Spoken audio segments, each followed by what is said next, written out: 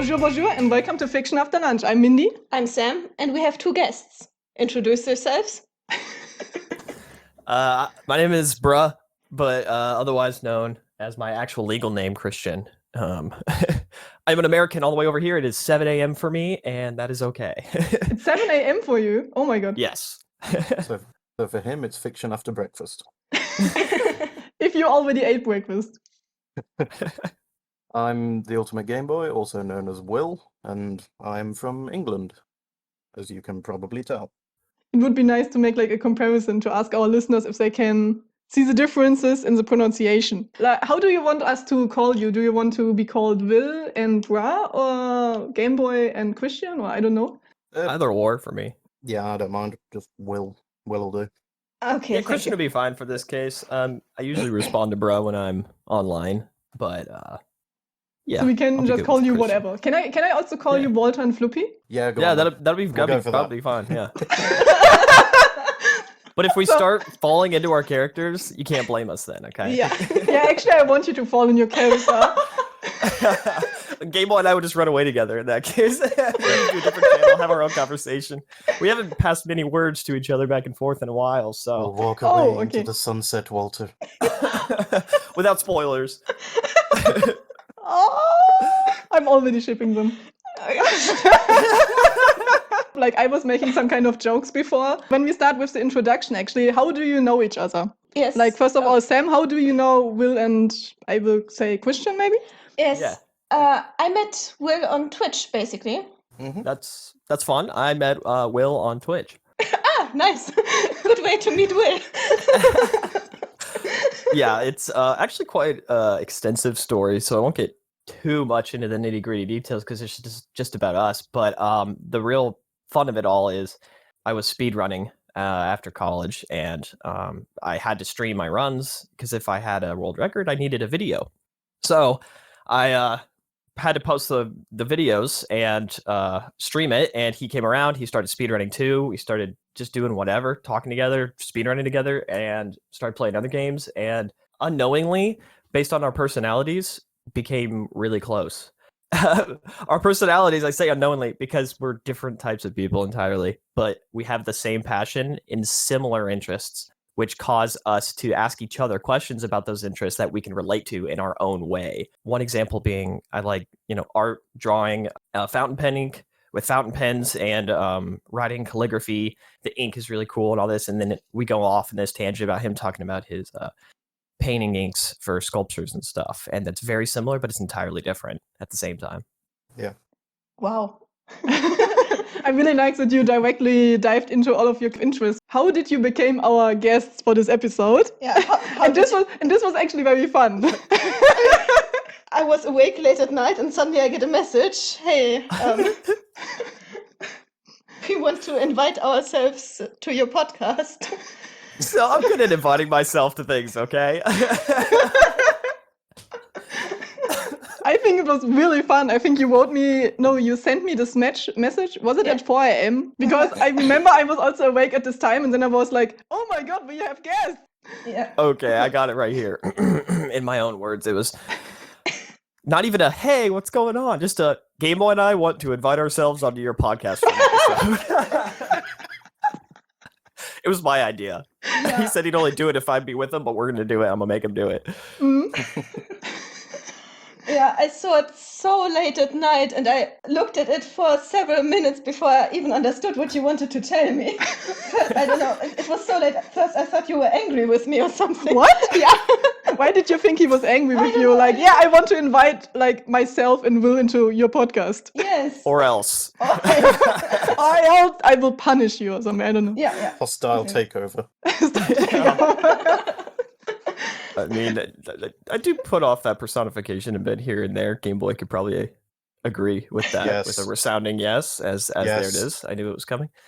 So I wouldn't be so surprised. I mean, I'd be more understanding. I think you would all be more understanding how German type of pronunciation comes out that way, being almost aggressive in the dialect. You know, do we sound aggressive? Do I sound aggressive? You do. I don't. Not necessarily. No, I was just trying to match your energy. Just, Perfect. if they get really aggressive, just run. Just run. When we don't Boy, hear on your anything own anymore here. from Will or Christian, then we know. Yeah, it was 3:30 at night when I got the message, and I immediately told you, and you were awake.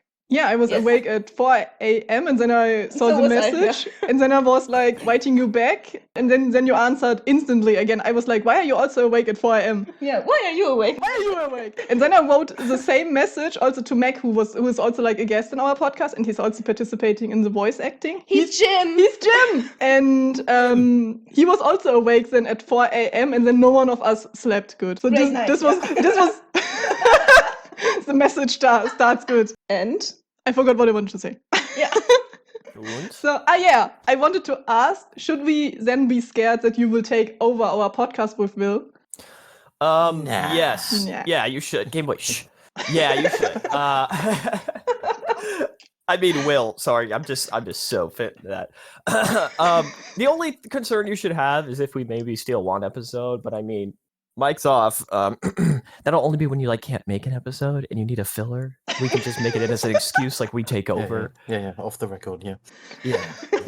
And don't worry, we'll have the editor edit that out, right? Yes. So we can just leave everything to them because currently our podcast episodes are coming out every 2 weeks. So you can fill in the 1 week that we cannot do anymore. yeah.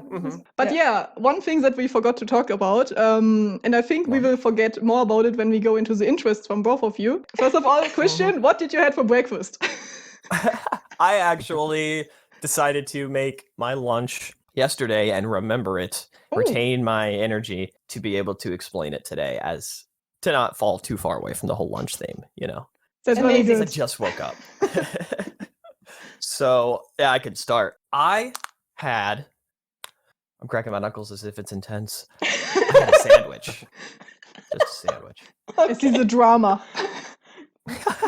Great thing. What did you have on your sandwich? Oh, that's a question. Okay, here we go. Now comes the hard So- question already, right? Yeah. Yeah. It's all right. I'll cover it after if we want to go into Game Boys, because it kind of goes into another topic too, so we can use it as a transition. if we want. So, Game Boy, what did you have for lunch? I had a curry-flavored pot noodle and toast. Nice. It's the most British thing I've ever heard. Other than the curry.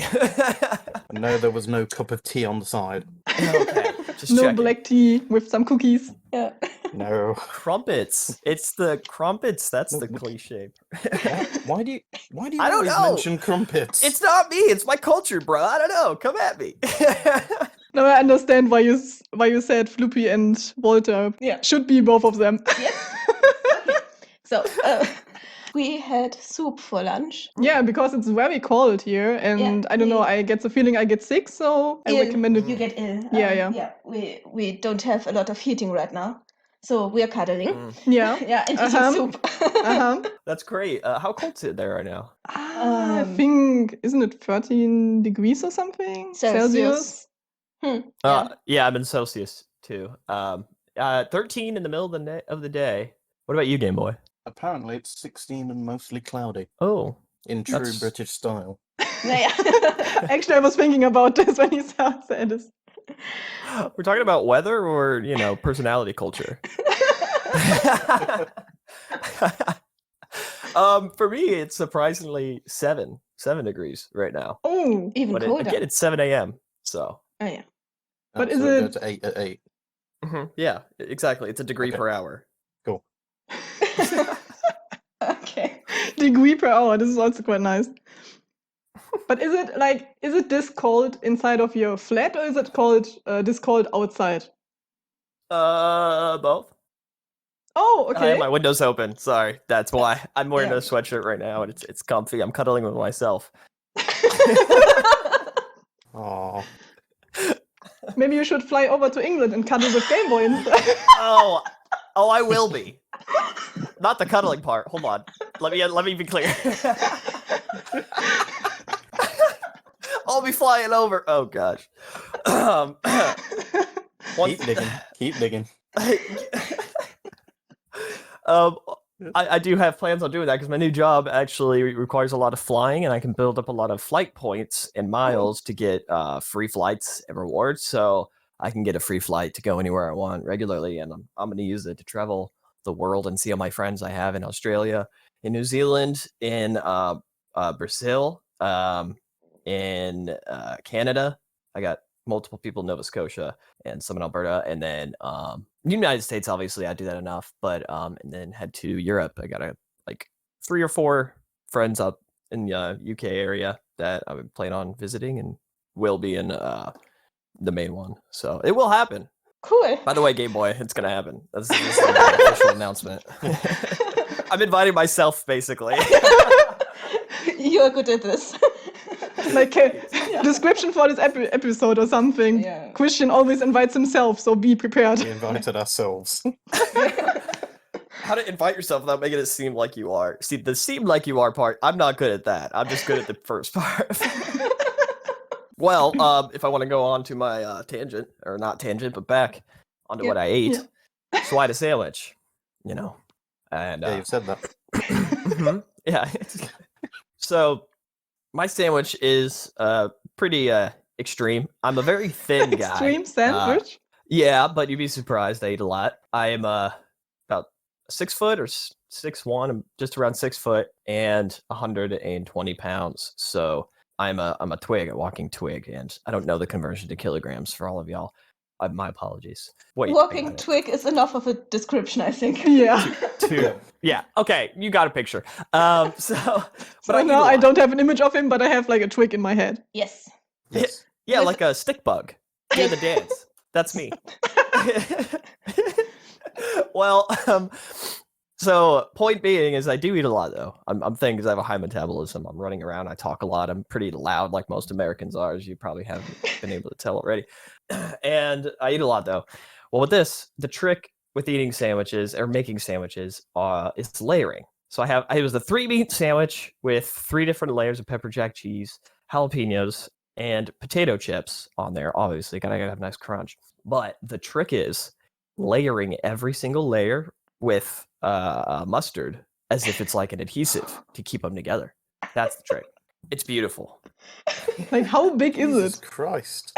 It's a triple decker. So you got your bread, then you got to put mustard on both the breads, rub them together, get it all nice and lubricated, and then you put the cheese, mustard layer, honey ham, mustard layer, salami, mustard layer, another cheese because cheese has to alternate every meat, and then mustard layer, and then pepperoni, mustard layer, cheese, mustard layer, and then you put your jalapenos and then chips, but then there's a bread in the middle, and it's beautiful. It's great. Gotta make sure that sandwich is lubricated.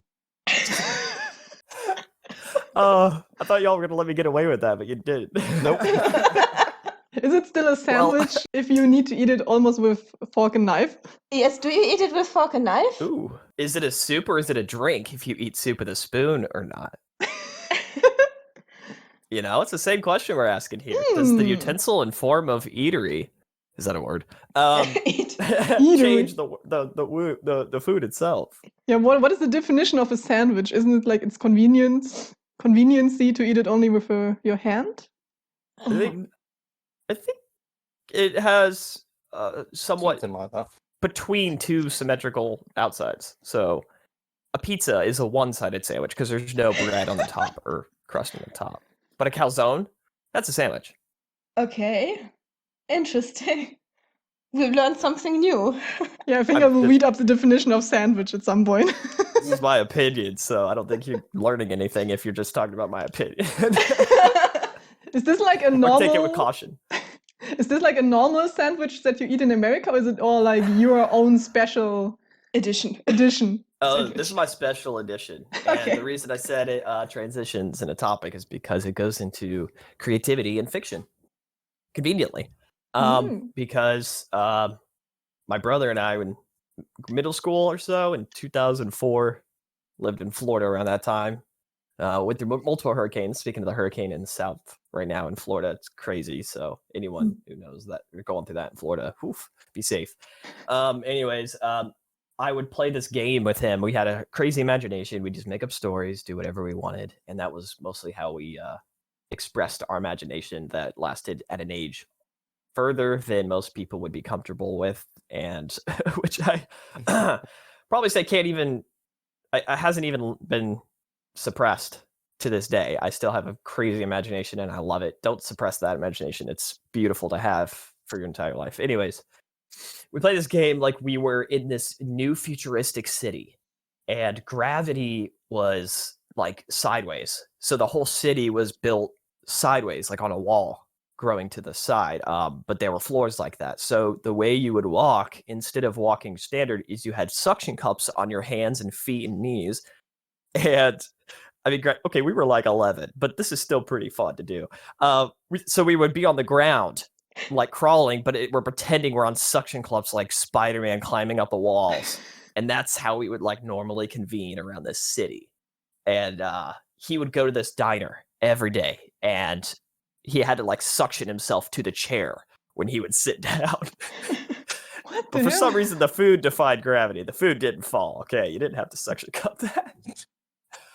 But I was his cook, and he would order the same thing. And I don't know if it was his way of manipulating me to make him a beautiful sandwich or not, but I liked doing it anyways, and that's how I developed. And I used him as a way to tune and try different things to develop the best way to make a sandwich. And that's what I did. I made the sandwich just like that, and I've done it forever since this day. It's beautiful. Oh, it's like a beautiful story of the development of your own sandwich. Great. Oh my.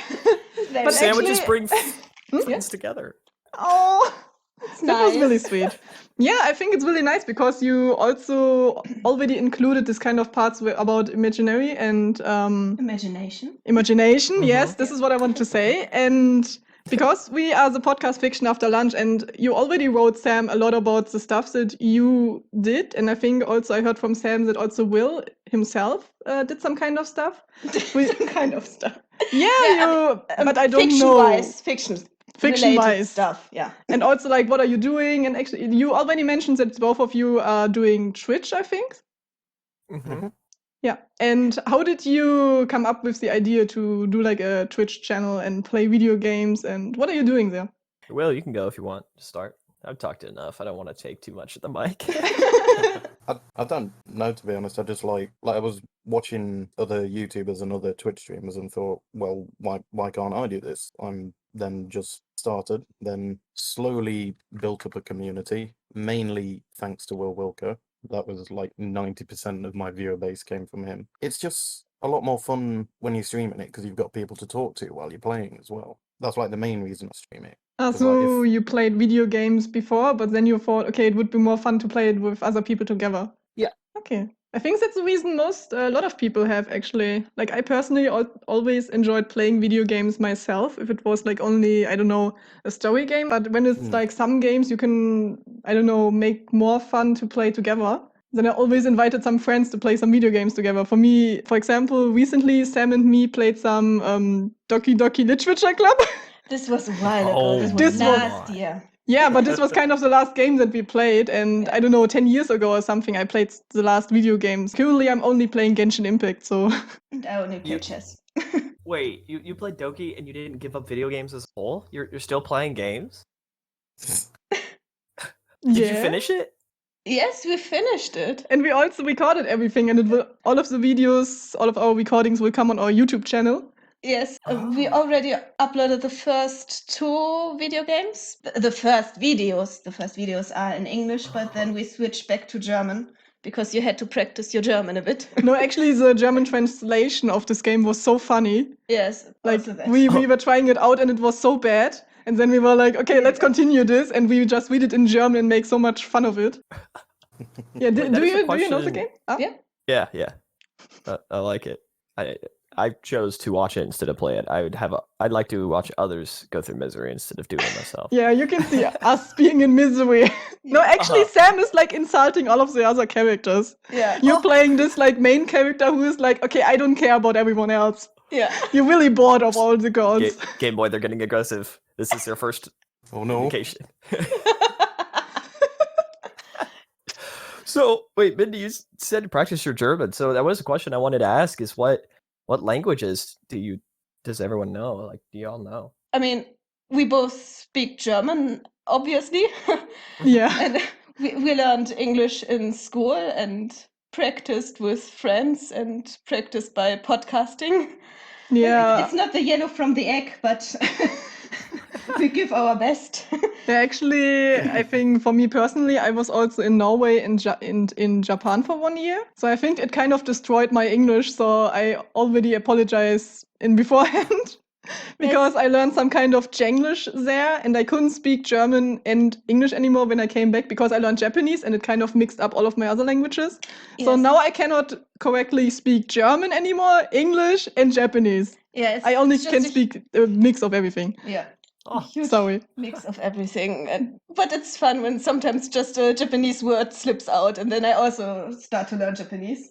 Yeah, like that you sometimes just start speaking Japanese or saying the Japanese words. Yes, because I'm not interested in this language at all. I don't like watching anime or anything like that. Just through Mindy when she bullies me into watching anime. What? I don't bully you. I No. get bullied. Yeah, you No, bully you her. like the anime that Yeah. I showed you. You always ship the characters. Yes, of course. Yes, and Continue with the bullying. Yeah. Yes, I agree. If you need help, Game Boy and I will definitely help because we did a Weeb Wednesday thing where every Wednesday we watched animes on my Discord and we still do it. So Ooh, Nice. that's really cool. yeah, we just made it Game Boy and I anime every day instead of Weeb Wednesdays. So both of you are watching anime. Do you watch like seasonal stuff or I don't know, how much anime do you watch? Well, it's not a fear to admit. It's more like, I don't know, it's kind of hard to gauge. I used to watch a ton, but now it's like not as much. I usually watch when I eat, and I refuse to watch dubs. I will watch subs. I only same for watch me. dubs if it's really good and I'm eating because I can't read and eat at the same time. It just becomes too much of a chore to me. Oh, really? And One Punch Man we watched as a dub. Yes, that's a good. And the other one I think is Full Metal Alchemist. Those are the only few ones I know that are Full good Metal dubbed. So these are the ones Oh. that were good dubbed because I only saw Yes. the like Japanese version and I thought that the voice from Edward, what was the main character's Yeah. name again, was way Edward too Elric. high at some point in Japanese. Yeah, yeah. It was really It was weird. kind of a bit. I think Owls was like, because they sounded too much like children, I think, but they were doing all these really cool, like fighting things and stuff, and they're like almost dying, and then this is a kid, It's like, Yeah. like Avatar: The Last Airbender is good at finding a middle ground where they're still kids, but they do all this stuff where the voice acting in the Japanese original dialogue is little offsetting, if you ask me. Okay, so we know both of you kind of like anime and you are doing Twitch and everything. And when did you start Twitch, by the way? I didn't Catch that. Game Boy, if you want to finish, and then I can talk about mine since I didn't talk about it yet. I'm not actually sure. I didn't start it properly until like the first lockdown for COVID. That was when I started having like a regular schedule for streaming, and that's gone out the window. You did stream earlier though, a lot earlier, because I ran in 2018. Yes, but that was mainly just so that I'd have VODs for my speedruns. Same. Yeah. Right. So that's when we both got into streaming, but it wasn't streaming to be a content creator, right? We weren't streaming to be live on Twitch. It was because, hey, if I'm going to record and have games to play, I may as well open the opportunity to have people watch, learn, talk, keep myself entertained, and maybe even make it somewhat of a financial return. And then it opened up the world to all of us. And Did your purpose change now? So do you do mainly Twitch now for, I don't know, financial purpose, or do you want to gain money by it, or is it still... I like how you said the same reason twice. Yeah. What? Nice. Same reason I to stream it because I like talking to people while I'm playing and just having people in chat to talk to while I'm playing something just makes it feel better to play the game. Yeah, I started because of, recording VODs for speedrunning, and then people started asking me questions. Not trying to toot my own horn, but I got pretty good. I got pretty high up there. I got a couple world records, made some tutorial videos. So a lot of people were asking questions, and I'm like, this is cool. So I would do coaching. I talk to people. I play other games. I got to meet I think the people I am the closest with, my closest friends actually, are from who I met online through speedrunning. And though many of them don't do it much anymore, it's still extended through Twitch. And that's where I keep streaming. I haven't recently because I'm moving. I got a lot with work, but I will get back into it. I haven't given up. The reason I still do it or plan to do it is to retain that connection to some of the closest people I have gotten to know and to potentially meet more. Since I found this to be a really good farming system for really strong relationships, because distance has no detriment into the type of friendships you can really create online. It's beautiful. It's actually really, really great. I find it kind of interesting because for me personally, I don't have so many, how you can say, online friends. Because I don't know, I only got recently introduced to Discord and Yeah. I never used it before, and I'm only using it actually for our Fiction After Lunch channel. Yeah. No, what is it, server? Server, yes. You Yeah, you can each see. other. You don't even know the words. I for don't it. even know the words. Yes, exactly. Yeah, I don't know, but I mainly, when I met people, for example, in Japan and everything, and then we just continued writing messages over, I don't know if you use the same, but WhatsApp or like this phone messengers, Telegram, everything. Not as Discord. Like in Discord, you can just randomly talk to a lot of people, kind of, I get the feeling. Yeah. Yeah.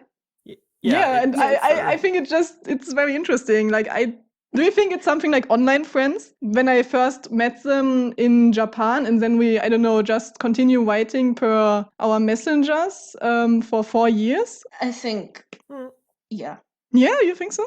It's an online friend now. Yeah, I could see that. I think one of the differences when it comes to like messaging through message systems like that in Discord is Discord allows you to cut that distance down a little more than like messaging, because messaging is a way to connect to people and get updates. But if you're sitting on your computer and you're doing homework and you're working on stuff, let's say you have a roommate, they'll sometimes be on their laptop on the other side of the room and they start listening to music too. And so now you're listening to the same music without even intending on it. And they're typing their stuff away. Hey, what is that one word? That means this. Oh, I can't think of that word. Oh, it's that word. Yeah, that's great. Oh, we figured it out. Cool. You know, little things like that you don't intentionally send a message to someone to figure out in the moment, little stuff like that. Discord lets you do that. You can listen to a music bot at the same time. You can not even play a game together. You don't even have to talk. You're just hanging out in the same room, but it's a digital room, a digital space. And it really helps us, just get those little interactions that you really don't think about that really do happen between people just because they're next to each other without a goal together in mind necessarily. But is it mainly that these are strangers, or is it already that you know these people? Or I mean, they're strangers at first, but then you become close. I mean, Christian summed it up perfectly. That's what I love about Discord. I hang out with friends all the time when we're just in a voice chat together and everyone's doing their own thing, and someone random can pop in. It's an open lobby. I make my Discord open and I have it connected through all my socials and streams, and so some people will come through, join the Discord, watch a stream once, don't say anything for 2 weeks. I don't know who they are. And then I'm in public chat talking with a couple of people, and some random pops in and goes, hey, what's going on, guys? Start talking. Cool. Hey, what's up? We just talk. Just meet them. So it's like an open room, it's like the library, if you will. So anyone could come down and sit next to you in the library and just, start talking. It's open. It's up for public use. So most of the time, it's the people who come through are the continual closer friends, but it's more public because it allows people who you don't know to just pop in anytime. So. Yeah, I kind of got this. I remember that me and Sam once talked about this fact. Oh, there's music. Sorry, that was my wake-up alarm. No problem. I'm awake. Good morning. Good morning. Good morning, America. No. And no, because I remember that me and Sam once talked about this fact that for me personally, when when I meet people online, I'm kind of scared of it. But when You're scared of them? No, I don't know. I feel for me personally, it's more like much harder to make online friends instead of just going to a library and just go to someone and just talk to them in person. Wow. But I remember when we both talked about it, Sam told me that for her it's the complete opposite. That for you it's easier. For me too. Yeah. That's great. Wow. How is it for you? So for both of you, it's easier to make online friends. Yes. Yeah. Is it more because in Discord channel you already know that it's a Discord channel with like people who have similar interests already? Or I don't think so. I don't think it's anything in particular. I think it's just a placebo effect. So I'm not antisocial or like bad at talking to people. I just get very anxious when it comes to making actions that are socially acceptable or normal or like what the expectation is.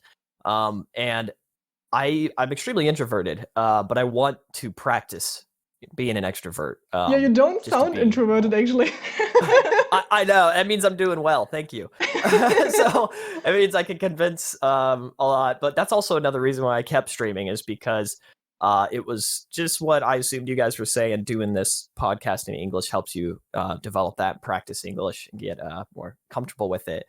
Streaming actually helped me practice my uncomfortable nature of communicating and being an extrovert or practicing being an extrovert, where at one point I had a really good stream. It was amazing. It was fun.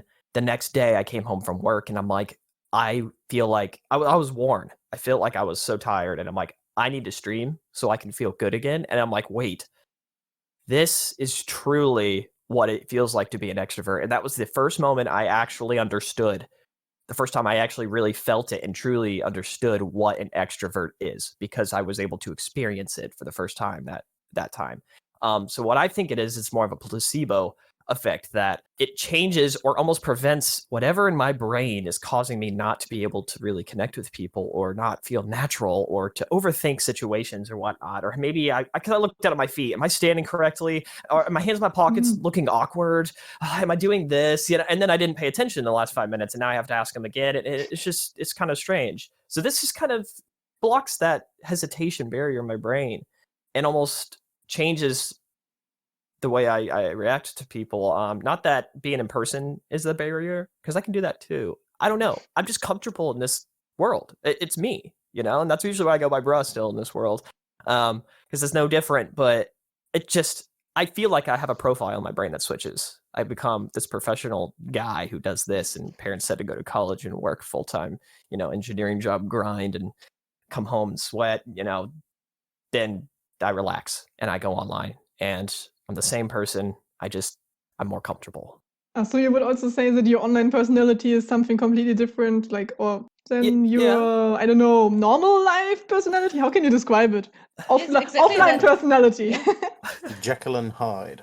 I guess, but that's more like, you know, split personality. I would say it's the exact same. I'm the exact same person.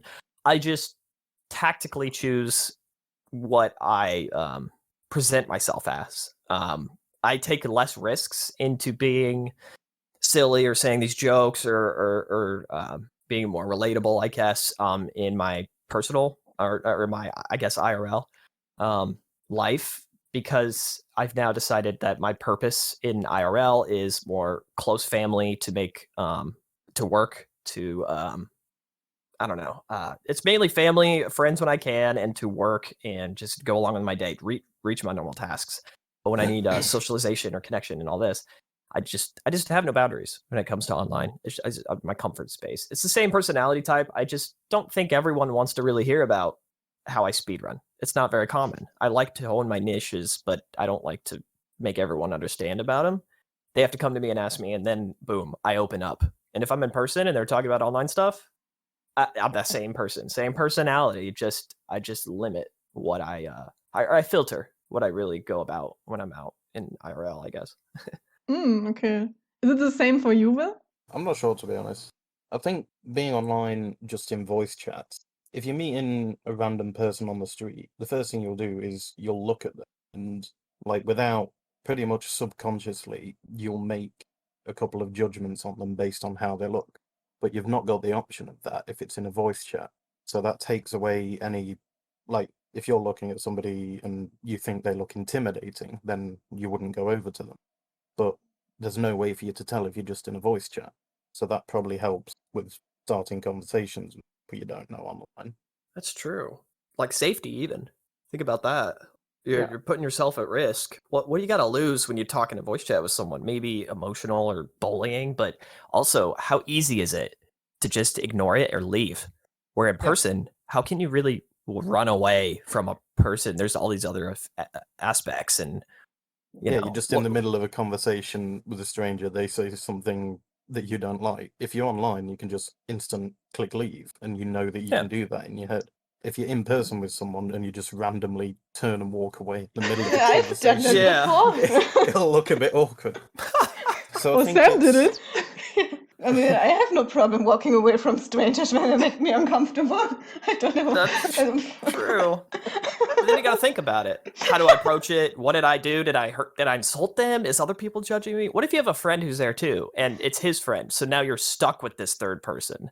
How do you tell that to your friend and communicate then that you're not comfortable with this other? And it happens in Discord. It really does. There are some people that come in, it's very uncomfortable in the conversations. They're probably seeking attention and interrupting our hangout sesh where we're trying to talk about something. And my Discord is an open Discord, so I make it a rule where, I'm not just going to ban people, not allow them. Everyone is welcome. And if you were one of these people, it's okay. But we're just usually finding a way to soften the blow, if you will, and be like, yeah, okay, well, we're just going to hang out and talk about something else or do this or pull out. And then I can message Gameboy, for example, if he's in this scenario. Hey, you want to pull out and, go to a private lobby or something, chat. And but we won't just leave. But it is easier. And it's not that we do that to people online because we don't do it in person, but it helps me in thinking it's easier to start a conversation because it is also easier if a weird situation happens. Though you've got that option. It's weird, Gameboy, because we have that option, but we don't really do it. We're not doing anything different than in person, but the fact that it's available helps comfort us into starting it and just being ourselves, I guess. I don't know. That's very interesting. Yeah, it seems like it's more easier, how's it called? Like just to go out of a conversation online instead of in real life. Like I remember actually I joined my research groups now for my master thesis, and sometimes there are really awkward situations where we just need to, like, they have this kind of thing where everyone is eating lunch together, which is quite nice, but it's more like I feel uncomfortable in groups.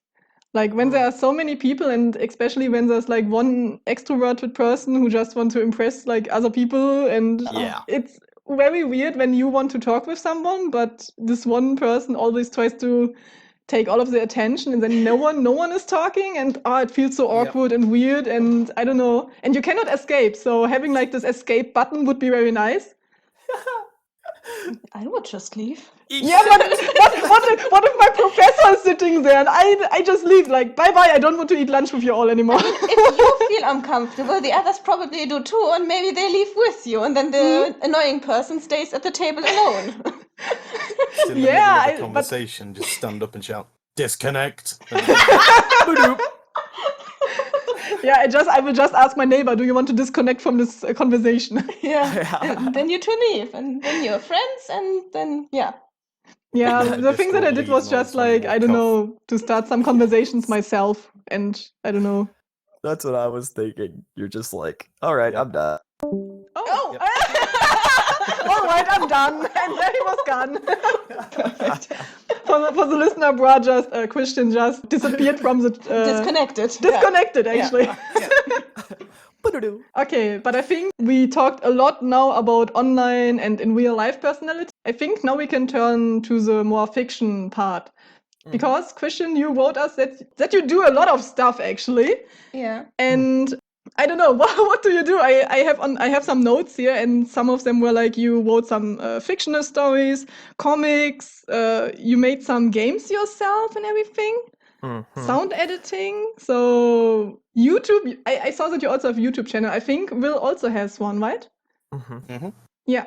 Who wants to start? Who wants to start with some kind of fiction? Do you, like, Will, I don't know, do you also write stories or something like this? I do some writing, but it's writing a D&D campaign at the moment. It's set in ancient Greece, but it's more of like a puzzle solving thing than an actual D&D campaign. Oh, I love puzzles. Maybe Sam can join. Probably not right now. Probably not right. Let's play D&D game now. So you're not writing any like fictional works and everything. But I saw actually before we started this podcast episode, when Sam and me ate our lunch together. Yeah, I showed Mindy. Bird's eye view. Yes, the video I made with us reading chapter 4 of Mindy's work. Oh my god, it was so my work. When I see it again, it's like, oh my god, it's so terrible. And I really loved your reaction to it. So for the listener, Will read, which chapter was it? I think Chapter School 4. Chaos, right? Yeah, School Chaos at School was the title. Yeah, School Chaos at School. It Starts really good. was chaos. Yeah, and does Christian also knows this chapter, or? No, I haven't shown him yet. I He don't. will. I'm in the dark. You're left out now. Yes, I will show you the script later after Legos also read over it. And I can also show you the original script. I think I'm going to show it to every voice actor because it's very funny. Yeah, did we Okay, already so- mention that they are voice actors for your animations? No. You did mention Walter and Floppy at the very beginning. Yeah. Yeah, I thought it was clear then, but yeah, Yeah, just to make it more clear, Yes. Sam is doing animations. I'm making animation. And like I wrote like the story and everything. I think the listener should know by now. And Will is voicing Floppy, Yeah. and Christian is voicing Walter.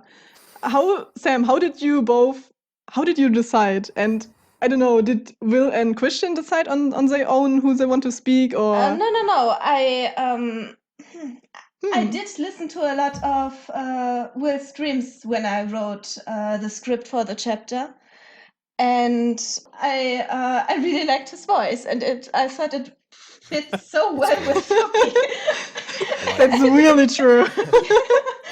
One night I thought I'd be very, very brave and just DM Will, and I think it even was the first time I ever DM'd you, wasn't it? Oh, Pretty much, yeah. Yeah. what did you think, Will? I was very scared he would say no. I was very surprised because it was just like randomly out of the blue. But Do you want to be a voice actor for my animation from this terrible story?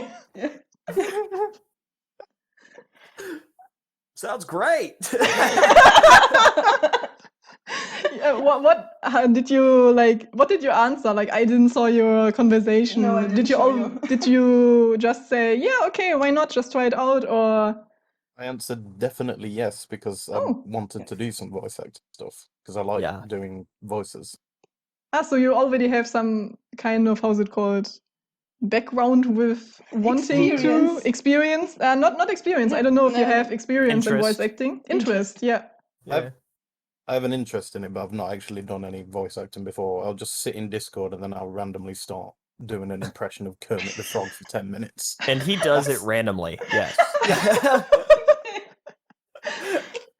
Does he? Can you do it now? No. That's the Muppet Show with our very special guest star, Miss Sam. Yeah! Woo! How much did you know about Floopy before you voiced him? Was it just like, yeah, I have this character, and yeah, can you just voice him? Or did Sam wrote you, I don't know, some description of the character that you're speaking a bear? A man she in a gave bear me a costume. description and a little bit about the personality, Mm. and I just based it off that. It's pretty much just my normal voice, just slightly different. That's true. Yeah, it's just a bit more depressed, I think. Yeah, Floopy. Yeah, you really captured like the feeling from Floopy and the, I don't know, the emptiness of his heart not seeing his husband Yeah. Yeah. coming back from the war and everything. Yeah. I really love your Floopy voice. Me too. Yeah. Oh, there's not many people who have had the opportunity to play a giant green bear wearing a Hawaiian t-shirt suffering from PTSD. So I'm going to make the most out of it.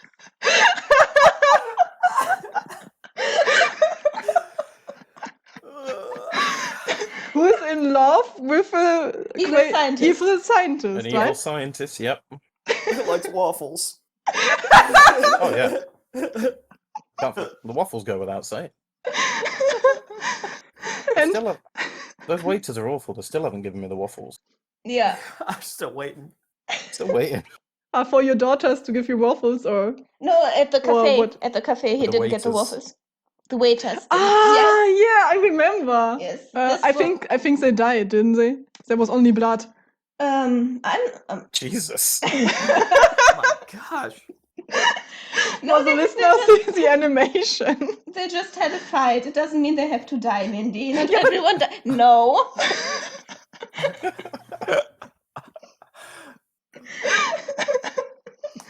No, in anime, if there's a fight, usually everyone's dead. So that's where it comes from. I saw too many anime. I think Sam found the Yeah. But, yeah. I don't message. remember seeing in the script waiter 1 performed a Kamehameha. And then coming to, how's it called? Coming back to life after you were killed, I don't know, 10 times or something. Yeah. Yes. Yeah, I just found the beginning of our conversation on Discord. And actually, the first message I ever sent to you was happy birthday. When was this? In February. My birthday. Yes. Oh yeah. And then you wrote him in March again, like Yes, your and question. months later, I was like, hey, I hope you're doing well on this lovely evening. I'd like to ask you something. So I have a podcast. Yeah. and So you were outing yourself, first of all, that you had a podcast, and then, can you please be a voice actor in my animation? Yeah. Yeah. Yeah, and your answer was really definitely, what the hell? Okay. It was. Oh, that's so cute. Yeah. Oh. And how was it for you, Christian? So was it similar or? Basically, I asked Will who he wanted to have for his husband because I wanted to him to feel comfortable because of the other stuff that is going to happen later. Do they know? No, they do not. Oh no. You're better off not knowing what will happen. You will cry. It's all roleplay. It's all roleplay. I shouldn't have made the comment about coming over to cuddle you yet. I should Look into Floppy's eyes and say that. Oh my god. So, Will, why did you decide for Christian to be your husband? Wait.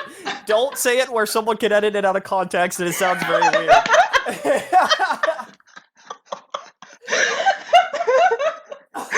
Sam is crying. I'm not. You are crying. I'm crying too.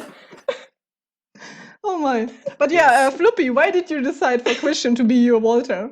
Yeah. Lawfully wedded husband. It was because Sam gave me like a short description of Walter, and that his voice was sort of, what was the word, like almost Just say it. excitable, like over the top. Yeah. That's true. That's fine. Yeah. I thought of bruh. Obviously. Bruh has he has a lot more energy than I do. I have the same amount of energy as a very lethargic sloth. Oh no.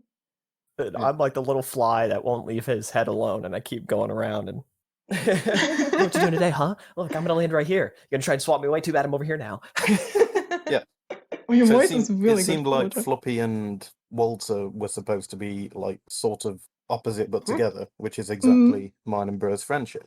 Yeah, truly. It all comes full circle. Yeah. Yep. Yeah, Gameboy reached out to me. He's like, hey, I'm doing this thing. You want to do this thing? I think you said, Hey, hey, I you got wanna be something my for you. husband?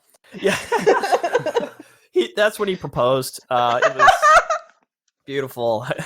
A magical night. Oh my god. Um, We will have so much fun editing this way. Woo! Get hot in here. Well, he I think you said something like, "Hey, don't let me forget. I was gonna ask you something later," and we were like gaming or something, and I was like, "Okay, yeah," and then we forgot, and then the next day, you were like, "Oh yeah, before I forget," as we were like signing off, you're like, "I'm doing this voice acting thing," like. The story and all, and there's, another character stuff. Do you think, and I'm already like, oh yeah, let's do it, dude. Like, this is something we can easily do. It'll be really fun to do it together. And, I love doing these projects and stuff. So he invited me and I was like, talking about his character. He was doing his, stuff, figuring out the character, getting description. And so it was just really cool brainstorming together as well, like how we're going to go about it. Like, hey, we got to do our, keeping each other accountable too. Hey, did you get your voice lines done? Or I would message him on my way from work. Hey, I'm going to record my lines today. You want to see if we can both get on? Just record it real quick, Yeah, whenever we're doing our lines, we're always in a call with each other now. Yeah. So did you also record like I know that Sam is sending the voice lines for every episode separately to everyone, but did you all also practice with each other or something? Yeah, Not so yet. if we did fully, but yeah. if we did like a first reading of the script that got sent out, then we'd each do our own parts and then we'd split the other parts. That's true. Between us. Yeah, we save it usually, or sometimes, but we'll go through. He'll usually go through it a good amount, and we'll go through and do a reading together and kind of talk about it. It's where we brainstorm, feel it out. It also, I think, is really good because then he can react, especially if our characters become more, collaborative in their scenes together. But even now, it still works. But when we can hear each other, where we're thinking our approaches are for our own characters, he can kind of read my energy, like where I'm coming out about it. I can feel more responsive based on how cloudy and sad and drawn out his voice is sounding when he's saying those lines. Are you on about me normally or me as Fluffy? Oh, sorry, I got distracted. I was talking about just us hanging out. No. But yeah, it's really fun to collab. So was this also your first experience with voice acting, or? Kind of, but not really. It's probably more of a project experience. I've done it a lot myself for other things. I've made many videos because I used to do, not just voice acting, I guess, but more acting, but character role playing. Because going back in a little bit into creativity and YouTube and stuff like that, which I didn't really respond too much. I wanted to give Game Boy some of the floor on that. But I have done a lot of, because I liked editing when I was young. That game I played with my brother with the suction cups. We would do stuff like that, and when it was a really cool idea, we would use it as a way to give us an excuse to practice video editing and do video production and editing and recording and stuff like that. So we just combined our two interests, our interest for imagination and storytelling, and then editing. So we just made videos for no reason that were really bad, and it was so fun. Some of which still exist today, and Game Boy will regularly refer to embarrass me and laugh at. But when doing that, I'd play different roles, different characters, stuff like that. But I did like to express how many different ways I can make other people laugh. That was one thing I like to do with my family, is be a comedian and beat myself up a little bit, slapstick humor, just to kind of make other people laugh. And I liked portraying different personalities and pulling different personalities, like personas, different secret personas I had of my character when something would happen. And I also, my brother and I also had stuffed animals when we were young. It was just, we just had stuffed animals, but then those turned into characters. So our stuffed animal experience past the whole childhood, connection to a personal, thing. It passed to that point, but we kept the stuffed animals because they became important characters in our family. We had names for them and we would do voices for them. And it was like almost like a funny little family inside joke where we would have these different characters for these stuffed animals, and we were able to express different creative responses. And that's actually where what I was mentioning earlier to Sam, where my kid voice comes from. I have a child a voice, and I had a different persona called, I won't reveal the name. There's YouTube videos out there. I don't want to get out. But it was a kid who wanted to be manly. So every time, like in my personal life with my family, they'd be talking and be like, oh, that's real tough and stuff. I would then go into this kid and I would be like, no, I'm manly. And defend it, like, oh, I'm 34, and just, it's kind of funny, just silly to make them. But that's where my kid voice came, because I kept practicing it and I kept doing it. It was fun. So if you have a kid role or something, let me know. I'll voice act that too. Okay. Can we hear the kid voice? I did Kermit. Oh, dude, you've heard it a couple times and you told me to stop. You hated it. Oh, really? Yeah, I don't know if you remember. I think Ricky was there too, but okay. I need something to say. What should I say? Give me context. Oh, wait, I remember now. No. But now I'm curious. I don't know what to say. That's the hardest part. Trying to come up It with is. like, okay, I'm out in public. I see Gameboy and I'm trying to annoy him. You're ordering food. Let me take my ear. Hey, excuse me. Can you a bear?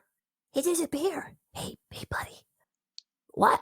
Hey, why are you wearing a Hawaiian shirt? Did you just come from Hawaii? Leave me alone, small child. What are you calling small child? I'm manly. Okay? Okay, never mind. It's so Go hard away. when my voice is rough Go like away. from coffee. It changed completely. Wow. Oh my god. Okay, Thanks. And then the smoker lady comes over behind. Hey, what are you kids doing? Can you get out of my way? Excuse me? Hey, kid. Give me a pack of cigarettes and then I'll leave you alone. My mom says smoking is bad. It's really cool. Oh my god. I cannot change my voice at all. Like, I can only speak myself. Like, yes. therefore I'm like voice acting myself in the story. So Yeah. You have the easiest job. yeah, I have the easiest job. I just need to speak myself because I cannot change my voice at all. But I get this feeling of when you mention actually using plush toys or anything as some kind of, I don't know, how's it called? I had like a puppet house when I was a children. A child. A child. Yeah. And I also did this, like, I don't know, imagining these are characters and then they have like their own story and trying to voice them. But I don't know, I made it more in my head. So I never used my voice to train it, kind of. And I remember I'm still doing it because me and my boyfriend, we are having like one plush bear, which is looking very, very grumpy. And every time when both of us have a fight or something about some kind of, I don't know, weird stuff or anything, then we are getting out this plush bear who looks very grumpy. And then we are kind of, how's it called, insulting each other with the voice of this plush bear. Like, yeah, the plush bear's name is Bruno. He's also a part of the story, actually. Yes, Bruno appears later in the story. Yeah, I took him as like, I don't know, as a real life character. Yes. And yeah, I don't know, it's weird. Every time when I see Bruno, I have now a character in my head and not the thinking of like, it's now a plush toy. Yes. It's really weird. But I think it's very cool. So you did all of this kind of like voice acting training, kind of. Yeah, without knowing, yes. It is training, and now I'm thinking there are a lot of children in the next chapter. Oh no! Will already knows that there are children dying, and Oh, they will die. yeah, exactly. I might have you voice a few children as well. Yeah. No, I know. How can you motivate someone to voice act like in the next episode? Yeah, hey, Christian, you know there are some children in the next episode. Yeah, can you they are please dying. voice them? They are dying. Can you scream? Oh gosh. Yeah, it'll work. I'll make it happen. Okay. I was just trying to think of a way to mix the SpongeBob guy with my leg with a kid voice. My leg! Oh yeah, please. And I have another question actually. So both of you, what do you actually think of your characters so far from what you know? From what you've learned, and how From do what you you've think learned. it will go? Oof, I like Fluffy, and I have a feeling there is going to be some sort of big dramatic argument between Floppy and Walter when they next meet. A lot of built up, you know. Yeah. And I think Tension. it's all going to come down to what's Walter going to do with the squid thing in the basement. Interesting. Interesting prediction. I think it's hard to gauge what Walter's true personality is like because he hasn't reacted the same since he's been missing Floppy. So I feel like my opinion of him is he's very strong, but extremely fragile when it comes to a few things that break up that strength. Like I could just tell the hesitation and everything that I've voice acted for him so far. It's just not himself. And being a person who overthinks myself personally, I get it. And then having this thing affect everything else you do, it causes you to spiral and takes away from your thinking process, and it's a distraction, and it takes so much time and brain energy out from what you're used to using it for. So I feel like poor Walter put up a shield, and just it doesn't look like it's tearing him apart in every last bit, but instead of having one day of full crying, just spreads it out forever and just makes it a tiny cent every day, and just it affects him all the time. So I feel like it's hard to gauge a true personality until he feels comfortable. Okay, interesting. Yeah, we gave our best to be quiet, but that's a nice. Don't yeah. spoil anything, right? Yeah, okay, fine. No, don't spoil anything. I think when you listen to when you voice act the next times and everything, you will get a feeling when we are laughing. Okay. But I don't want to tell both of you why we are laughing. Because No, I don't yeah, want to spoil. I don't want to Yeah, spoil I like you. your story. You kind of want to tell? I don't know. Do you want to tell? But I think it would. I think it would spoil the fun actually to know it. You could always say before the event, because like usually you want your voice actors to know, so that way they can present it in the right context. But I do like the story too. I'm also a fan, so I would like to wait. But maybe if you could do it before, where it's important that I know in time, but wait till it's more developed, that would be perfect. Okay. Yeah, maybe at some point. Like I think now it's quite good that you don't know so much, but maybe after the second animation that will come out. Like not the next animation that will come out, but the after that one maybe. Yeah. What do you think? One thing they are allowed to know is that we have I think 3 more animations, and then we'll have a time skip of 7 years, and after that a lot will have changed. He's going to be an old man. I mean, I could do that too. Yeah, but isn't Walter how old is he currently? Lovely. I mean, I think their daughters are in 5th grade and in, I don't know, 10th grade, perhaps. So they are not that old, actually. Just more matured rather than old, I would Yeah, say. yeah. I thought right now they are in their, I don't know, late 30s, perhaps, early 40s. Yeah, and I don't think your voice changes so much over 7 years, actually. I think there's a huge difference when you're a child and then you become an adult. Yeah. But when you're already an adult who is in his 30s and then you become, I don't know, 37, I don't think there's such a huge change in your voice. No. That's true. It just becomes slower and more degraded, really, but it does barely at all. It's more energy that changes, right? Your approach, the way you present things, than the sound. Yeah, maybe Floopy will become very energetic and Walter will become very depressed. Who knows? Maybe you need to do the opposite afterwards. Yeah, we'll swap roles. Yeah. And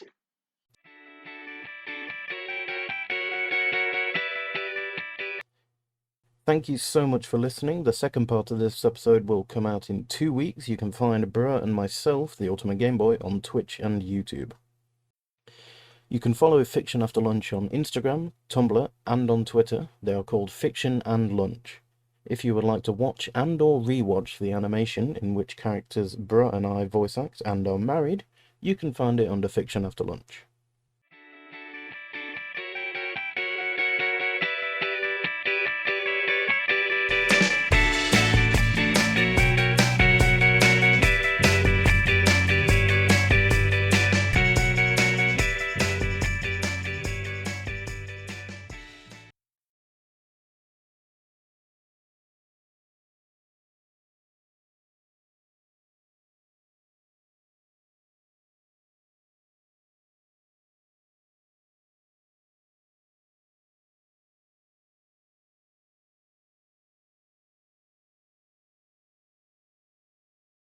so, yeah, I think we talked a lot now about our story, but Bra, so Christian, Uh-huh. You wrote us that you also wrote stories yourself, right? Yeah. Do you want to Yeah. elaborate on this a little bit, Well, if you like? yeah, sure. We also mentioned I made my own games and stuff, Mhm. which kind of goes along with what Gameboy was saying. He's writing a D&D campaign, and as very much as that is a game, that is extremely more story writing than anything else. That game writing, if you ask me, because the game is a story. So you start with the story. So that's pretty much full base story. But with me, it was more game development, creativity, and imagination. Again, my brother and I took a bunch of games that we liked and turned it into our own and made it our own, because I was upset that the game was limiting me from doing all these things. So I was like, let's just make it ourselves the way we want to. So I did that, and we played it. It was like D&D because it was in person and it was role playing. And I have like 4 notebooks full of data and writing and stuff, because him and I did this since we were 11, and I expanded on to my other friends because they saw us playing it. And so I made accounts for all those other guys, and we would play it all the time, all the way through high school. It was a great game I developed, but it's like a combination between like World of Warcraft, RuneScape, and not League of Legends, Dungeons and Dragons, where it's like you have a character skill-based training, but there's all these scenarios, clans, groups, world-based building, lore, wars, stuff like that, and they all live in the same universe. So I'd play with one of the guys and then reference the other player, and then when I play with them, I'd reference their player, and it'd be in the same universe. It was really interesting. So did you program like this game, everything yourself? No, actually. I wanted to. The only program I did was logging the data. So I had Excel sheet, because I love using Excel. I just had an Excel sheet to do all the logging, update the levels, and just kind of control the data for all these players that I had, because there was a lot of moving and a lot of data. But I didn't make it a program because it was all role play. We would sit in my room and we would just have the notebooks in front of us, and we would talk through the story and just use our imaginations. Oh, I'm going to do this now. Okay, I do this. And then we would play this sport. I made up this sport. It's called does not equal negative 9.81 meters per second squared, which is the force of gravity. It's the acceleration due to gravity is negative 9.81 meters per second squared. And the point of that is, sorry, I engineered it out. It's fine. I'm a physicist, so Yeah, and I used to be a physicist. So now Sam is the only one with the trauma coming up. So anyways, it's about anti-gravity, and I built this game, so a little less story writing but more creative building, where it's like soccer but like Quidditch, but you're in this room of fans, like you're skydiving. You know those skydiving training tubes where you see like the fans, people are in there just skydiving in the have you guys seen those? I've seen, you have like wings between your arm and body. Yeah, but it's like in a room. It's like a skydiving practice facility where it's a chamber that has fans blowing up at you, and you can literally do backflips. I know this one. I wanted to. Actually, we have one. How's it called, in the place where my boyfriend lives, and I wanted to go there all the time. It sounds so cool. Yeah, yeah, it's really cool. So I kind of thought like that. So. Sorry, what?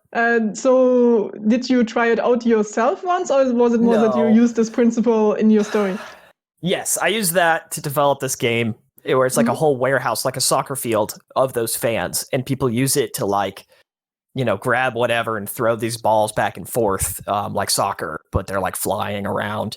But there are also monkey bars in different layers, so you can jump up, go through the monkey bars, stand up there, and then drop down, and then so it's like. I made a game like that, and it was like you're flying like that. It was pretty cool. And did you also act it out, like when you were role playing? Like as you described it now, it's more like everyone has like a notebook in front of them. But I don't know. Yep. Did you try to do movements, or I don't? How can we imagine it? Yeah, it's a good question, because that's where I was going, but I forgot. So thank you. I was saying that we had a notebook in front of us. We talk it out, but then when it's time to play, does not equal, which is just what we called it for short. When it was time to play a match of that, we would be like, hey, you want to start a match? Yeah, cool. Here's the bidding. And then I would be the announcer. And I'd be like, we're doing this game now where this team is going to play against, and I'd announce it. And then we'd go downstairs to the basement where there's more space. And we would then act it out. We would put the notebooks aside and we would do it. So I called it passive and active training, because you can train a level. You can say, I want to practice my archery or my magic or cooking or whatnot. If you do passive training, I'll say, all right, how long do you want to spend? About an hour or so. Okay, then I'll level up 5. That's passive, but you get more experience per hour if you do it active. So if we do active training, so if we go down there and we actively play the game, then I'll give them maybe 100 levels or maybe 80 or something like that. A lot more than 5. So that was how I discerned that, because you have to commit more. So that gave us ability to practice more active interactions, whereas more role playing. And we would act it out. We would at age 18 and 19. My brother and I, my friends and I. And some people may look at them back and it was like, oh, that's childish. It's silly. It's like, no, it's beautiful to do that at age 18 and enjoy it, and it'd be so fun. It's very valuable. Yeah, like why did they say that it was silly? Like, you are actively using your imagination and you are actually also moving your body instead of just sitting around and I don't know, only read the things. Yeah, practicing creativity. It was fun. I think with that it was more my ability to come up with different ideas rather than storytelling. But the more storytelling response, without going into too much detail, because I don't have too much on this end, I found my creativity and story-based skill comes more into play with things like that, where I create different scenarios, maybe role play some games, or have videos or stuffed animals, or those type of do you representations. think, a short question, where do you think your, I don't know, imagination comes from, or your inspiration for your stories? That's a good question. I think it comes from, which is actually another thing, how my brother and I got into this game that I made for him. The reason it happened is because it was just my brother and I, and then my sister, but my brother and I really connected. We moved a lot. I've moved 1, 2, 3, 4, 5, 6, 7 times in my childhood, across different states, Illinois, Florida, California, Arizona, and back to them multiple times. So I've made the most I've lived in a place, I think, is 6 years, and that was Arizona. That's the longest I've lived in one state at a time. So we moved a lot. We didn't have a lot of like core friends. We would find them, and then when we moved back to a state, we would have them, but we often found ourselves having to pick everything up and start over again, which I think is something that I think a lot of nowadays. I've learned how to become an extrovert a little more comfortably because I was forced to by moving so much.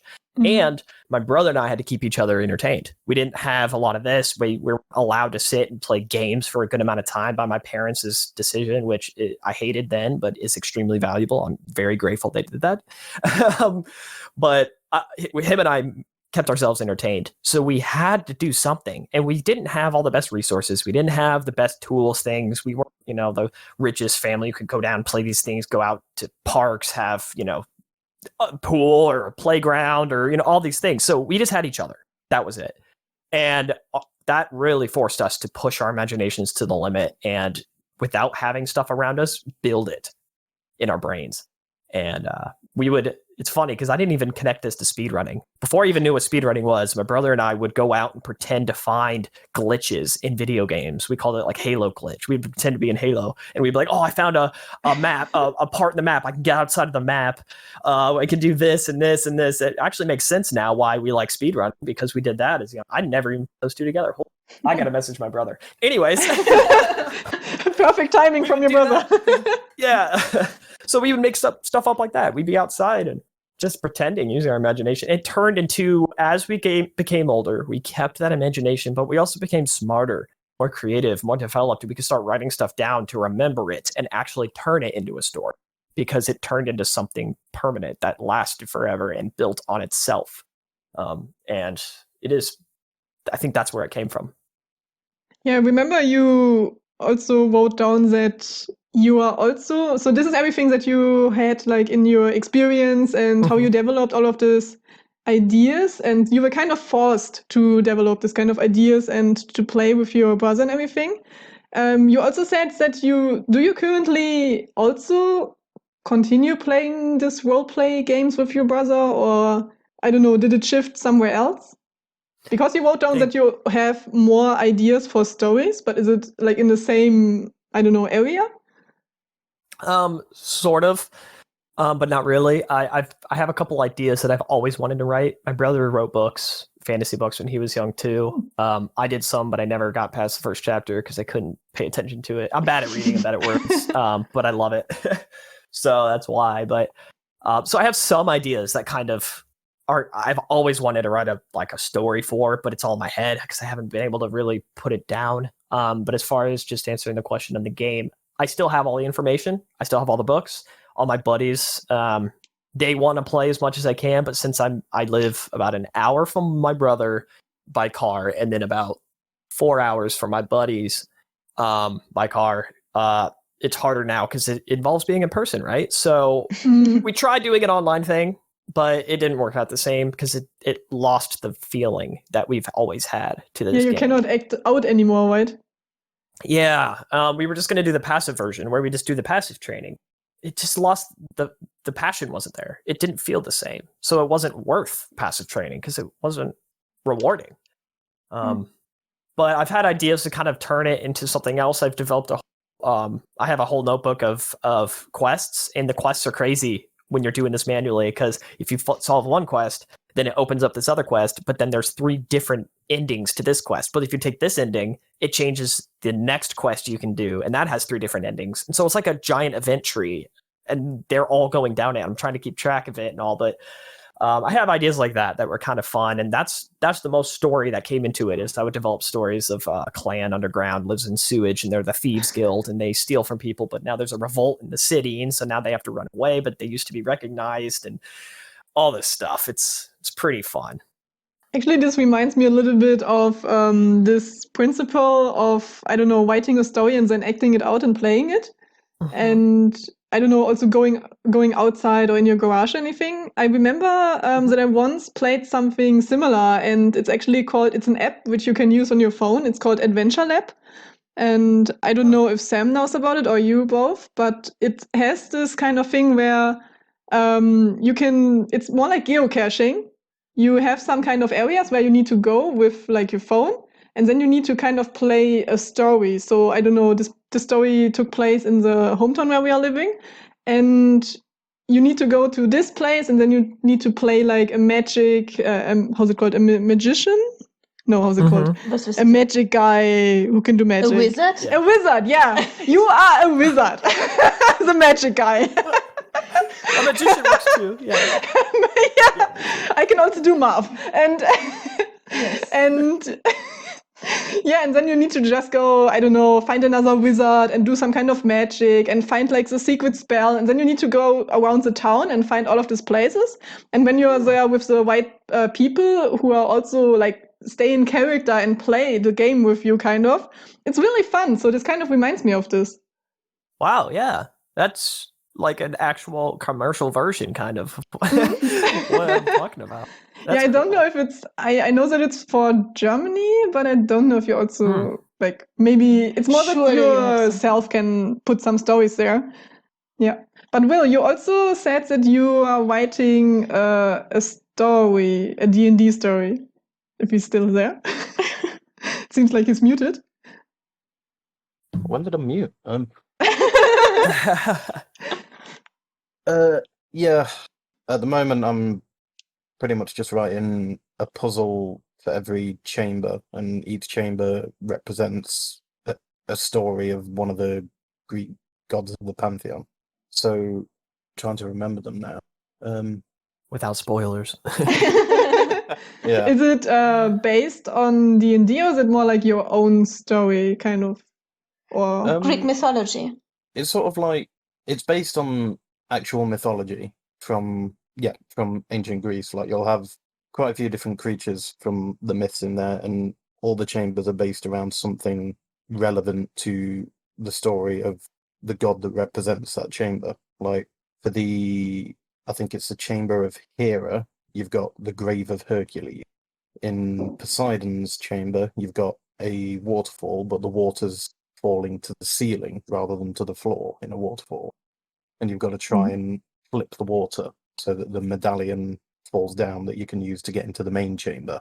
And it's just, you've just got to solve all of the chambers, all of the puzzles, and then you go into the main chamber, which I'm not going to say what's in.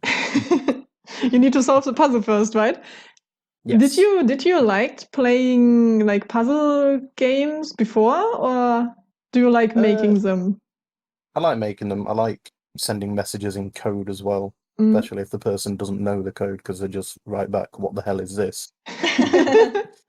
Game Boy, I found when making my game, I did a lot of stuff like that, right? Quest writing, but I knew the result. I knew where the person should go, but I had to find a way to create a story to hint to them where they should go.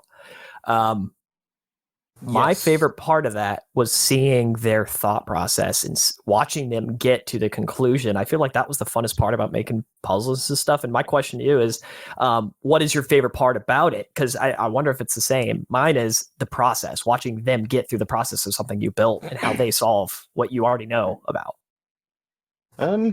Honestly, for me, I think it's just the writing of it.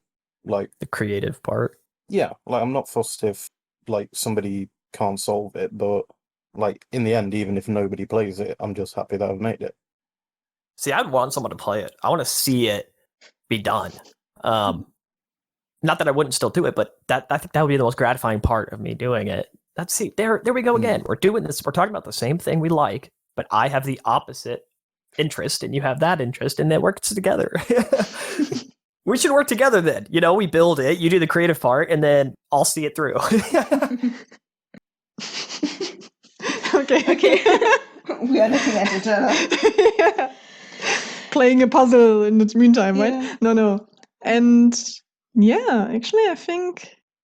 Do any of you have anything you could read to us? Because sometimes, if we have the chance, we will have people read their own stuff on the podcast. If you don't, it's fine. No pressure at all. Yeah, Just if you have something- actually, I think when we want to read some kind of stuff, we should, I don't know, do it like in another special episode. Just so might that as well both do of them have some more time to maybe find something that they want to present and everything. Unless they have already Unless something prepared. someone already has like a sheet of paper or like a document open and wants to present it to us. Yeah. Spontaneously. No pressure. Yeah, no pressure. I don't think I have anything. I'll answer first because I don't have anything to follow after that. I would need to look. My comics are more visual, which was just a silly thing I did in middle school. But otherwise, I would have to find some context or some literature. Oh yeah, you also drew some comics that you also wrote down to Sam. Yeah, it was very Texted. short-lived, but another way to express story writing or comedy. Go ahead, Game Boy. Sam, you have bird's eye view, don't you? Yes, I have. Would you like to read it? Oh, Would you like to read it? Do it. Me? No, Game Boy. No, Game Boy. You have. Well, you Boy. have the better voice. I love this. Yes. When he read this to me, it made me cry. I'm serious. Yeah, It was same. great. It starts off so beautifully and then it really hurts. oh my. Okay. Should I get my That's tissues great, ready? Yes. Yes. They're resounding yet. Very motivated here to get the tissues. Okay. You ready? Yes. Yes. Yeah. I see a ball of rock and ocean, every part with its own motion. The earth's so quiet, a peaceful planet. Surely this won't change, can it? I see this ball of green and blue. I see it from a bird's eye view. I see the life crawl from the seas. I see the plants, the grass, the trees, drifting in this universe. Starts to emerge its greatest curse. I see it, prophecy coming true. I see it from a bird's eye view. The animals class predator or prey, adapt to survive or choose a way.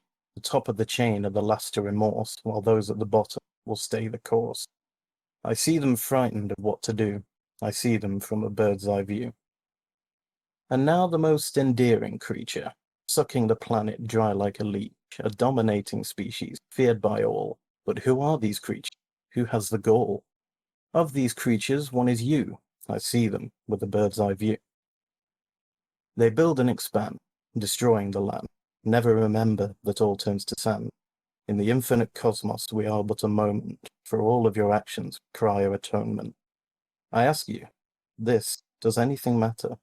And yet they fight, we steal and kill, can't control their own free will. In the end, all lives mean little, like a bowling alley without a skittle. There is no goal, no way to win, just an emptiness within.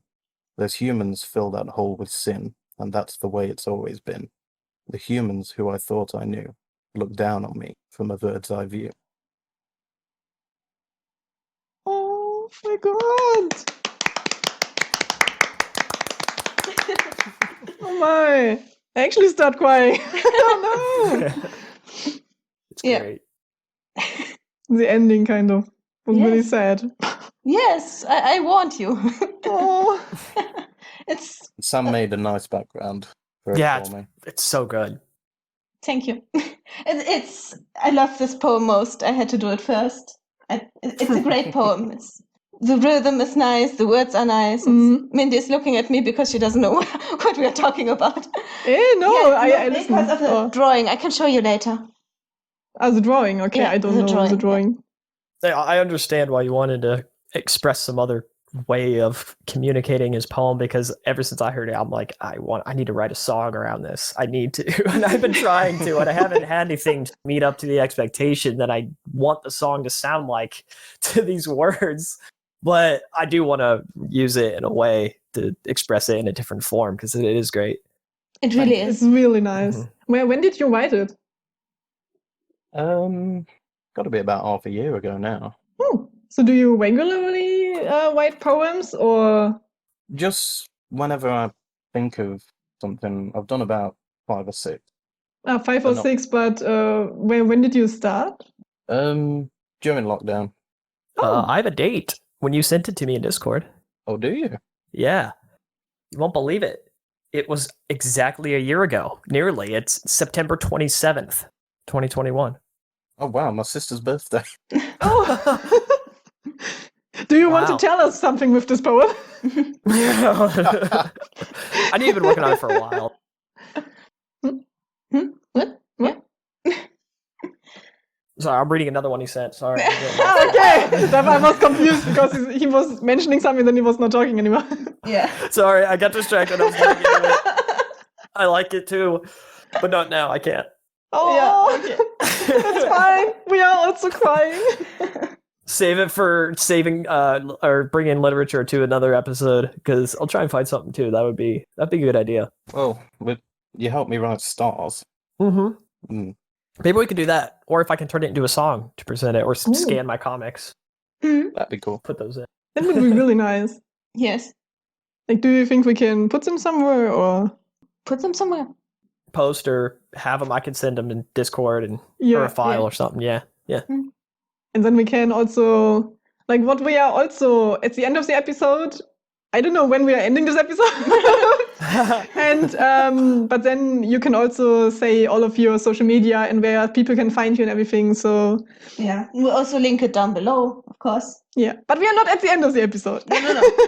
Don't want to go yet. I don't want to go yet. After It's hearing great. this very like beautiful poem. Yeah.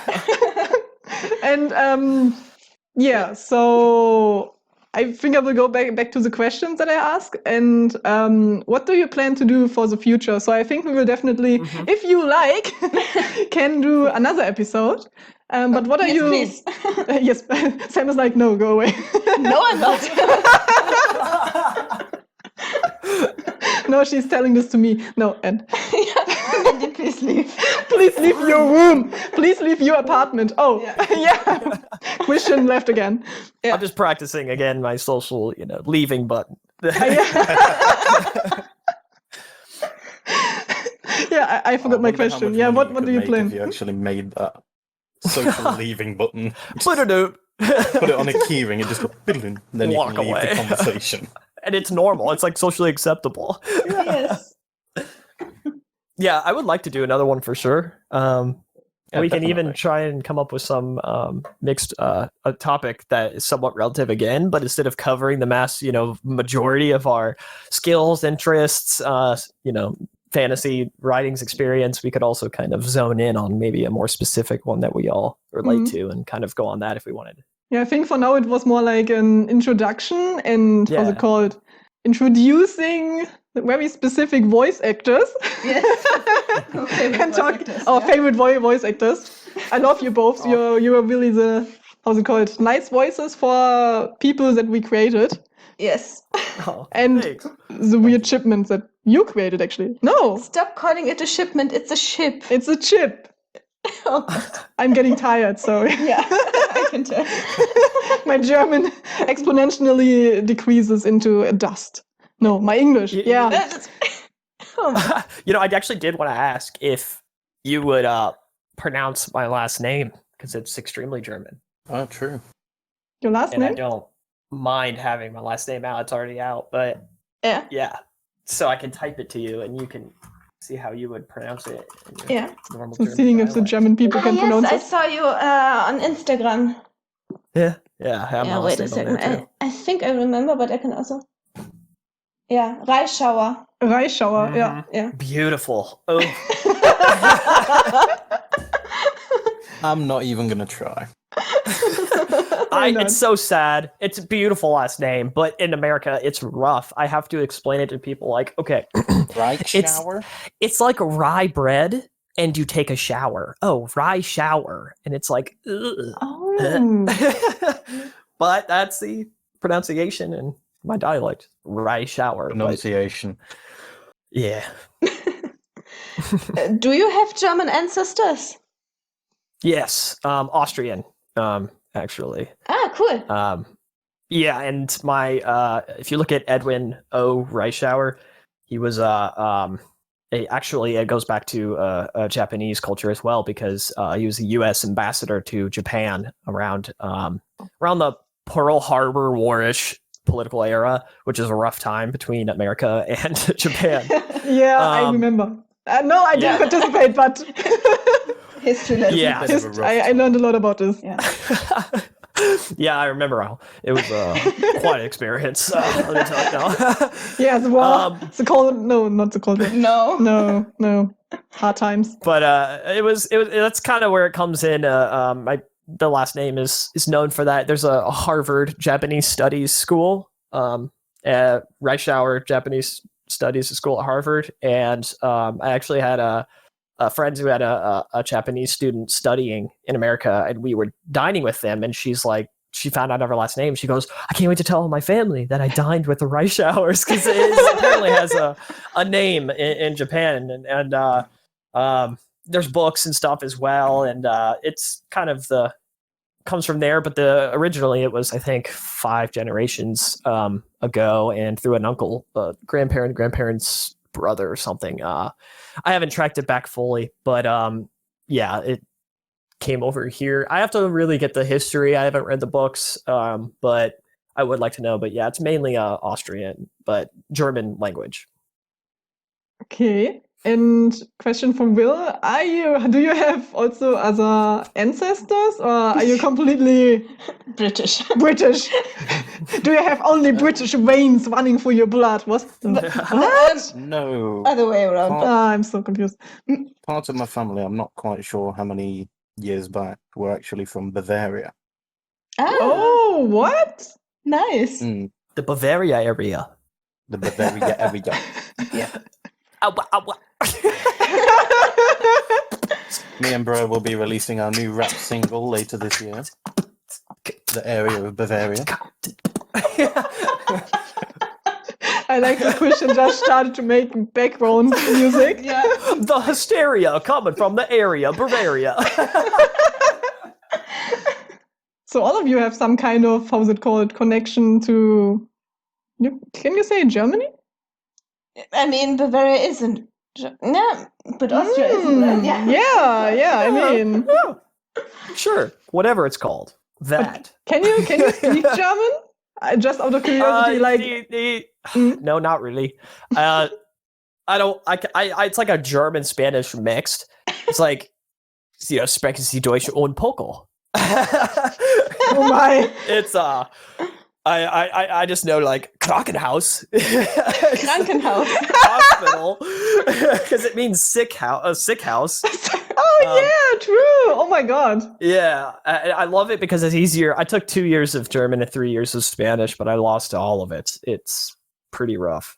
Yeah, I remember every time when I speak with someone else, and in Japan, for example, I talked with some French people, and they were making fun of German, and I was like, "Oh yeah, actually, it makes sense to make fun of it because I don't know. For example, some words like Schmetterling. Schmetterling, Yeah. Butterfly. butterfly. It doesn't make any sense actually. Yeah, no. But for example, car, Auto. yeah, Yeah. automobil. auto. Yeah. And for example, airplane, which is like just flying stuff Yeah. in German. Flugzeug. Yep. It's called flying Flugzeug. stuff, and driving stuff. Yes. What the hell? It's so weird. I learned one of my favorite words, Schlagzeug, because I play drums. So I was like, "What is drums?" And I'm like, "Oh, and Schlagzeug." I'm like, Stuff that It you is can so fun. punch, kind of. Yeah. and then because I liked pens and writing, so was that Kuli? Unkuli, I think. Mhm. Yeah. Pen, like a writing pen. Yeah. Yes. Kuli or Kuli. Kugelschreiber, actually. Yeah. Yeah. Kugelschreiber. But then there's also there's also my favorite word. I think it's erlaubte höchste Geschwindigkeit. Erlaubte Yes. Höchstgeschwindigkeit. Yes. Really? Yep. That one. Because I was Erlaubte so impressed how Höchstgeschwindigkeit. long the word is for something as simple as speed limit. In German, there's always something like you can just connect words, and then you have like a new word. Yeah, right. And I love it. It can That's get why I really get difficult at Krankenhaus. some point Yeah. Yeah. if you need to pronounce it, like not from the context. Yeah. If you always need to say like, yeah, you can only drive erlaubte Höchstgeschwindigkeit. Yeah. Yeah. We got it written on our signs, and I'm like, imagine that. Jeez. Oh my. Yeah. But yeah. German is a great language. Mindy and I also had French. Mindy had French in school. I had it at university. I hated hated French. it.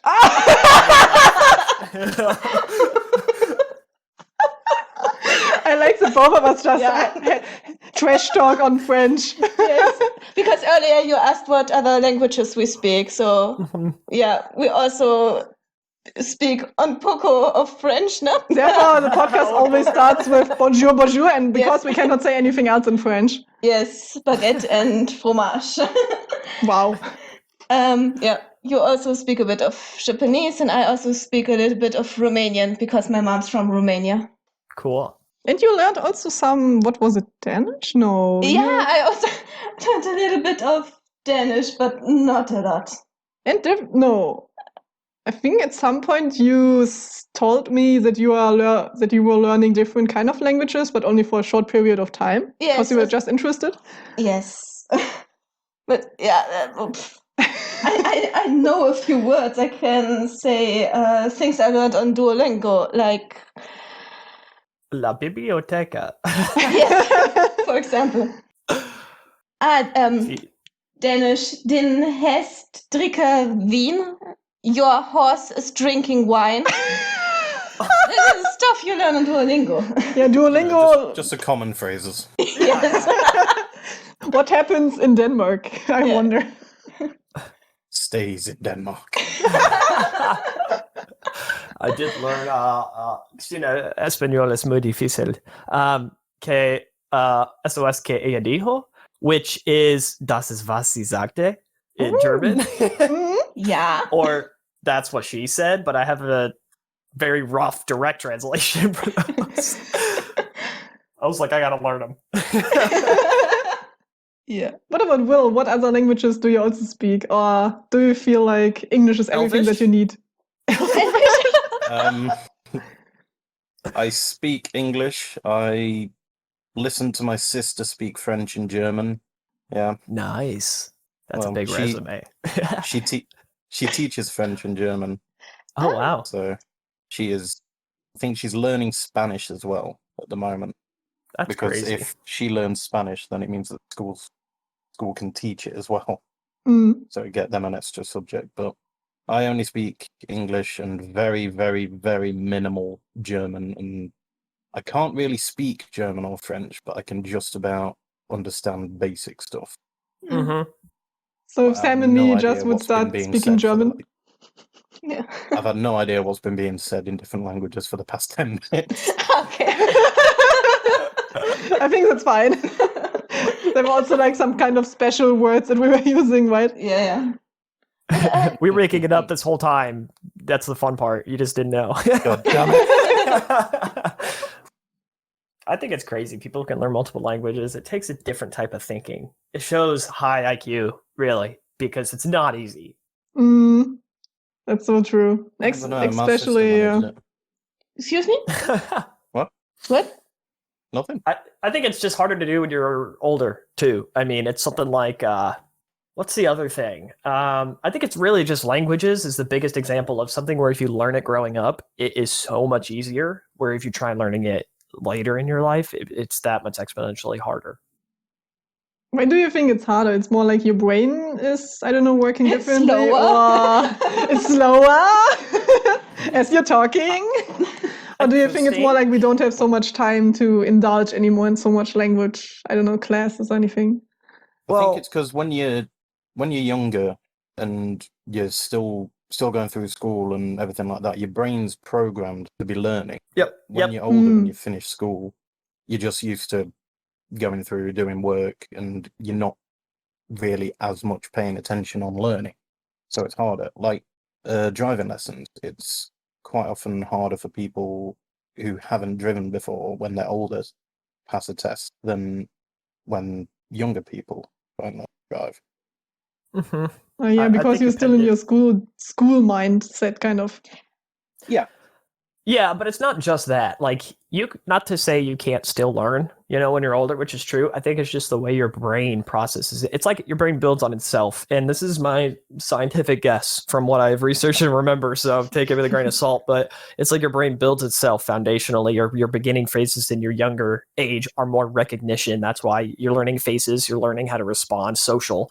And then after that, it becomes acting in the social. So now that you're able to reviewing and seeing faces around. That's why when you look at a face or when you look at a car, sometimes you think it looks like a face. Sometimes you see the grill and the two light bulbs. That's the part of your developmental brain in the very early parts of your age that is built to recognize faces. And then after that, you have to now respond to the faces.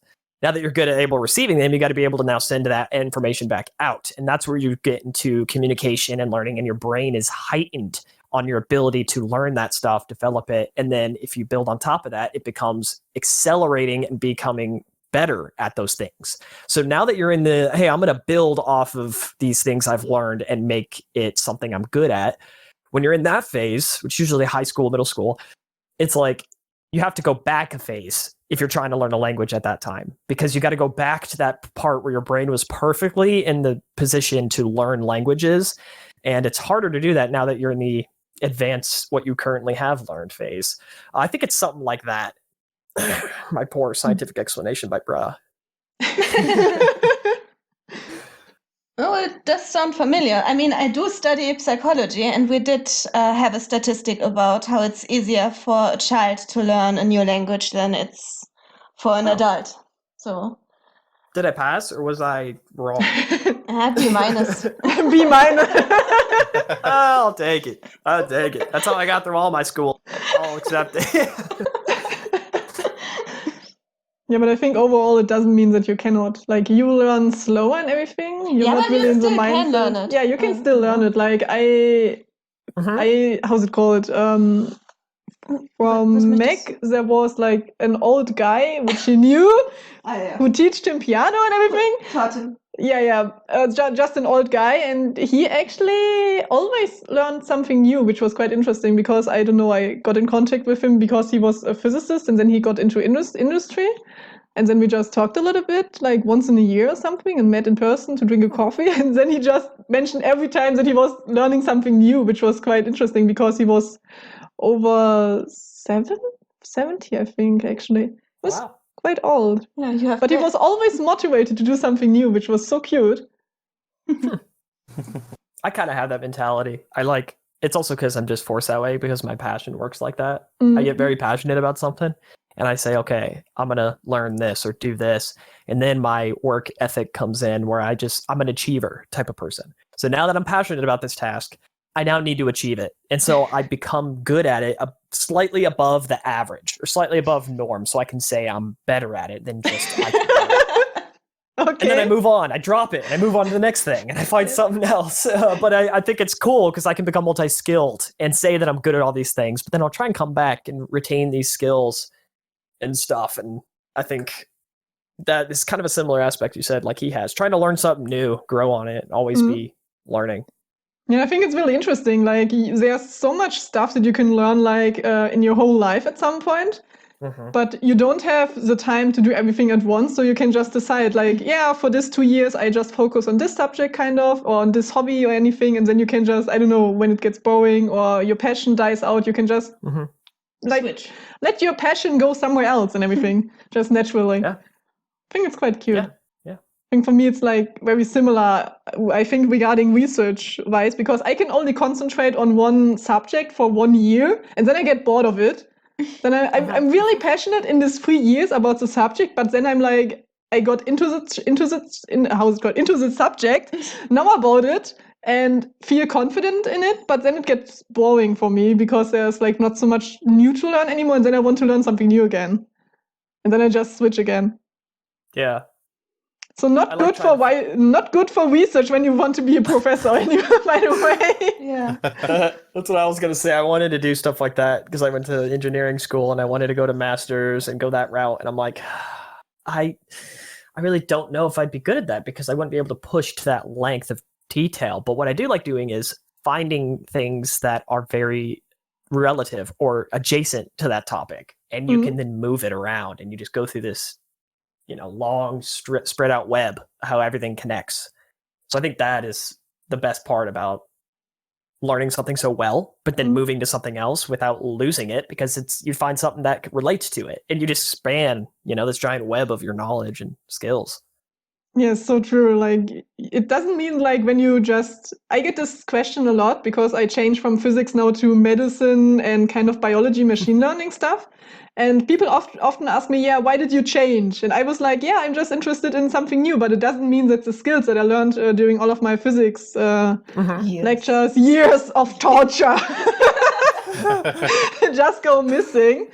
And I don't know, I can still use the skills and the knowledge. It doesn't go away. So I can still use it for, I don't know, the other subject.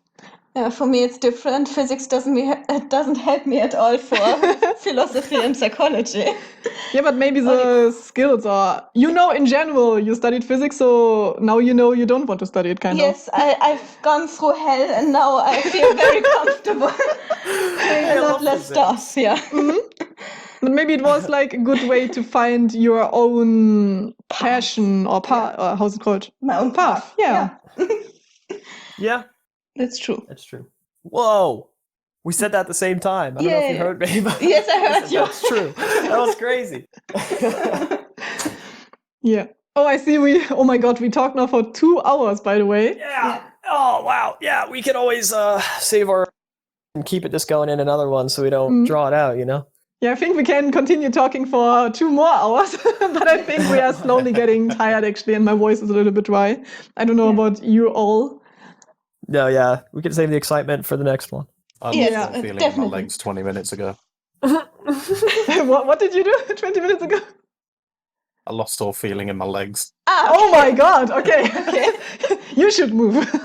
Yeah. And I think we can just go over to like the ending of this episode. So it was very, very nice to have you on the podcast. And we will, as we already talked about it, we want to have another episode with you both. Yeah, 100%. It was very fun. Awesome. You can also self-invite you for the next time. Yeah. Just write us a message. Yeah, even though you're inviting me, I'll invite myself just so I feel, like I did. Yeah. Yeah, you can do. It's fine. Awesome. Yeah, it was really fun. I'm glad we were able to do this.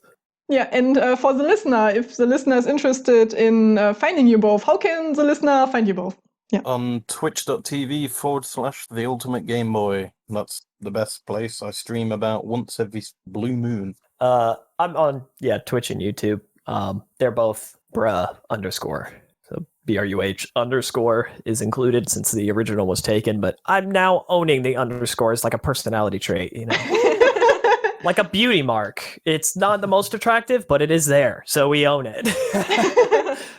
You just make it your own. Yes, exactly. Yes. So, and we will also put all of the links in the description. So if the listener can just go to the description and find you both and listen to more of Walter and Floopy. Yeah, if you want to listen more to Walter and Floopy, go there. And I think then we will just introduce our own social media. Yes. So if Walter and Floopy also want to go to other social media, not Discord. They're already there. Oh, you're already there. Yeah. Okay. Yeah. So what do we have? We have Instagram. Yeah. Fiction After Lunch. Tumblr. Fiction After Lunch. Twitter. Fiction and Lunch, because Twitter is shit. I like that we have social media there, but we don't make any good advertisement for it. Yes. And we have a YouTube channel where we talked a lot about the animations, and the listener can find all of the very nice animations there. Yes. Fiction After Lunch. Yeah. As you already guessed. And we have an email if you want to write us your personal thoughts or anything. Yeah. fictionafterlunch@gmail.com. Perfect. And if you want to support us, you can go to our Patreon. Fiction After Lunch. I like that we need to... If the listener doesn't know how this podcast is named, I'm very disappointed. Yeah. And, and if you want to buy us a coffee, you can do this at... Coffee at also Fiction After Lunch. I mean, we can also say we are Fiction After Lunch everywhere except for Twitter, which is Fiction and Lunch, because Twitter is stupid. No, but I want to say our name all the time. Yes. No. No, you'll never forget it. They will never forget it. So, and normally at the end we have like a catchphrase or something that we just say. Yes. But I don't know what we could say here. Yeah. And even if we say this and say bye-bye, please stay in the room for like a moment and don't go like immediately. It would be nice. After the stop of the recording, we can still talk. Would be nice if they just like, okay, I'm out of here. I write down quotes. How about that? I can come up with I'll say a quote that I've written down, since I guess that is some of my writing I didn't bring up. Okay. We can end with that. I'll find a phrase like one. And then we can say it together, or... No, it's okay. If just or he does it. Yeah, you can say it. No pressure. You're closing out the entire episode. I'm trying to find like a good one, like one that's real good that I've done before. Okay. Well, we talked about passion, so I guess I'll say this one. Passion. It allows the heart to say what it wants, but it also allows the mind to say what it doesn't necessarily. Passion is dangerous, but powerful. Oh my. Okay. Thank you. And thank you so much to our guests. And thank you for listening. And I would say the last sentence that everyone can say together is passion is dangerous. Passion is dangerous. Yeah, I like it. Should we do it? I don't know if it works over Discord. Yeah, we can just try it. Maybe let's try it. I will count down from 3 to 1, and then we just say passion is dangerous. Let's see if it works or not. Okay, so thank you for listening, everyone. And see you next time. 3, 2, 1. Passion is dangerous. Okay. Yeah. Bye-bye. Bye.